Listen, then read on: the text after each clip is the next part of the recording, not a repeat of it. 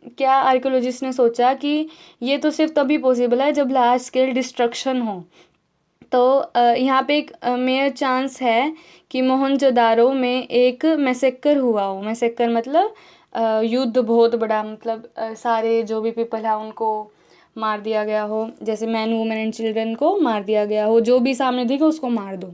और on circumstantial evidence Indra stands accuse, और इसके लिए इंदिरा को एक्यूज किया गया है, मतलब Indra the Aryan god war god, उस पर इल्ज़ाम लगाया गया है।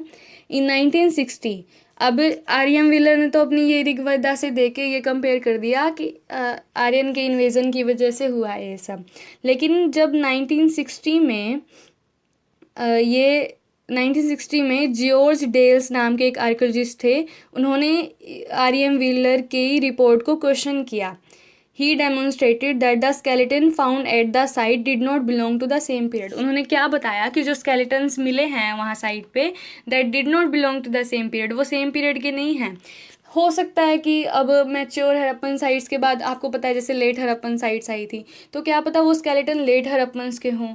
अब उनका यही कहने का मतलब है कि जो स्केलेटन मिले हैं वो मैच्योर हड़प्पन टाइम के नहीं हैं, that did not belong to the same period. ये आप रीड कर लेना, इतना इम्पोर्टेंट नहीं है। Let's move to the next. ये कुछ बॉक्सेस साइड में थे तो मैंने सोचा ये भी कवर करवा दूँ। द प्लाइट ऑफ हड़प्पा, मतलब हड़प्पा की चोरी। Although Harappa was first site to be discovered, मतलब हड़प्पा फर्स्ट साइट थी जिसको डिस्कवर किया गया था, बट ये डिस्ट्रॉय की गई है बाय ब्रिक रॉबर्स, मतलब ईंटों की चोरी की गई। अब ईंटें निकाल लेंगे तो पूरा जो उसका स्ट्रक्चर है वो ही बदल जाएगा। As early as 1875 में Alexander Cunningham, who was the first director general of the archaeological survey of the India, he was also known as the father of Indian archaeology।